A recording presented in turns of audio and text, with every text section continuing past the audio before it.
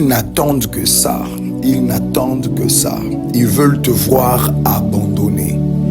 Ils veulent tous te voir changer de chemin. Car ils savent très bien que si tu continues avec ce même chemin, tu auras la victoire et tu finiras par atteindre ta destinée. Laisse-moi te dire que tu n'as pas droit à l'erreur. Il y a de ces personnes qui opèrent dans l'invisible et leur seul souhait, c'est de te voir tout lâcher. Derrière toutes ces pressions que tu ressens, derrière toutes ces oppressions que tu remarques dans ta vie, derrière cette angoisse, derrière toutes ces idées, ces pensées qui te viennent à l'esprit de tout laisser, de tout abandonner, j'aimerais te dire qu'il y a des personnes qui travaillent très durement pour que toi, tu puisses tout lâcher. Laisse-moi te dire, tu n'as pas droit à l'erreur. Ils n'attendent que tu changes de chemin. C'est ce qu'ils attendent de toi. Ils souhaitent te voir tout perdre. Laisse-moi te dire que tu dois continuer à avancer. Ils t'ont vu choisir le chemin de Dieu, le chemin de la prière, et ils veulent à tout prix te décourager.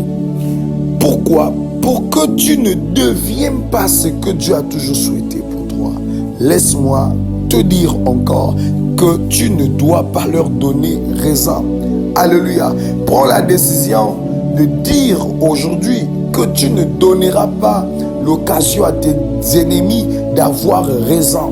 Tu as déjà commencé avec ce Dieu-là et tu as déjà une histoire avec lui et tu as un parcours avec ce Dieu. N'accepte surtout pas d'abandonner malgré les tribulations, malgré les persécutions, malgré, je ne sais pas, la maladie, malgré tout ce que tu peux subir comme pression. J'aimerais te dire, ne lâche pas. Tu n'es pas seul dans le chemin de ta destinée. Derrière tout ce que tu es en train de vivre, il y a un plan caché de Dieu.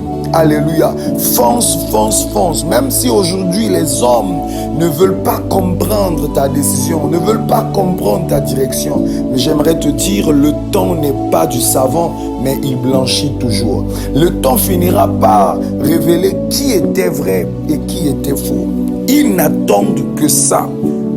Lorsque Joseph a reçu des anges parlant sur son devenir, ses frères ont commencé à le haïr. Ils ont commencé à le prendre en haine. Pourquoi? Parce qu'ils pouvaient déjà comprendre que Joseph était appelé à devenir le supérieur, était appelé à dominer sur eux. Voilà pourquoi même son père pouvait dire dans Genèse chapitre 37, il dit, veux-tu dire que moi, ton père, ta mère et tes 11 frères, nous viendrons un jour se prosterner devant toi? Donc tout le monde voyait Joseph comme un élément très très dangereux. Mais le temps a fini par valider Joseph. Et j'aimerais vous dire que Joseph est devenu plus tard fils Pharaon.